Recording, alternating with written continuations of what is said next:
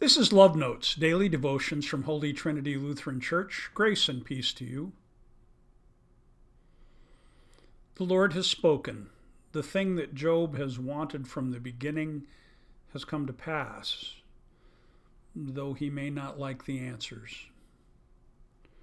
God has not really answered any of Job's questions. Those remain open.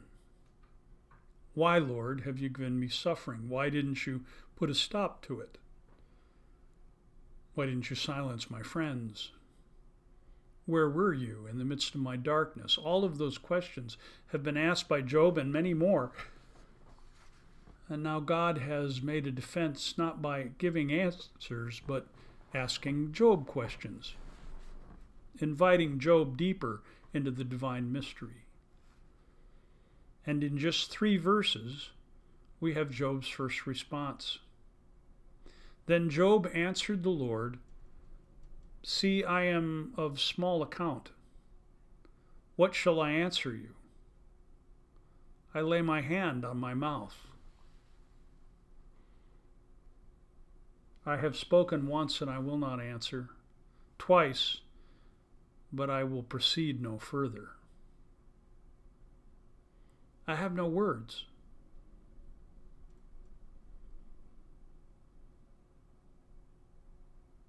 Sometimes our relationship with God is filled with way too many words.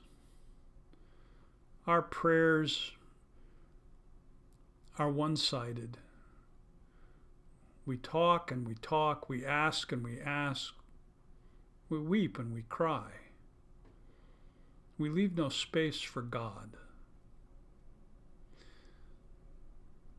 The way that we allow space for God is to be silent,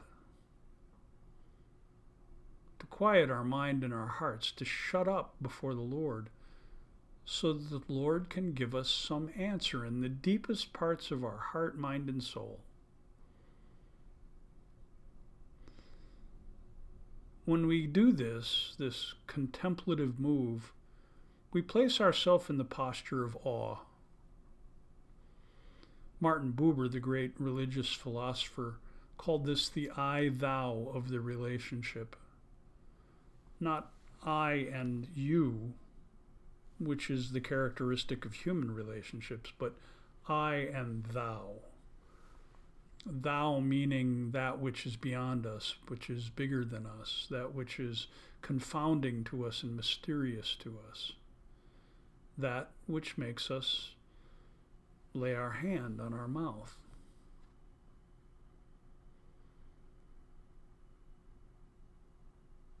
Contemplation is always more fruitful than confrontation.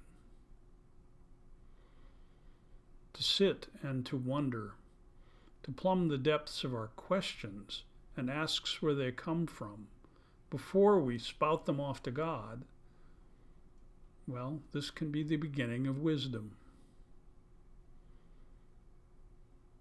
What can we say to God in the face of, on the one hand, splendor and beauty and grace and mercy? What words describe that? Nothing. Usually it's tears that run down our face or smiles across our face. What can we say in the face of terror and destruction, of fear? Again, there are no words. In the face of a destroyed town and after a hurricane or a tornado, what speaks loudest is the embrace of a neighbor, one to another, standing hand in hand, looking at the ruins of a home. In the hospital, I've seen that it's far more powerful after the diagnosis of a terrible disease to hold a hand and to be silent than it is to try to come up with answers. We can only search the heart. All we can do is search our hearts and open ourselves to God, and it is there that God will speak to us. And if Job has taught us anything at this point in the book, is that in spite of all our questions, in spite of all our rudeness and arrogance, in spite of our insistence for God, no matter how long we wait, eventually God will answer. And that silences Job's friends who thought that his questions were inappropriate and that God would never waste time on him. God answers. Maybe that's the lesson for today. Amen.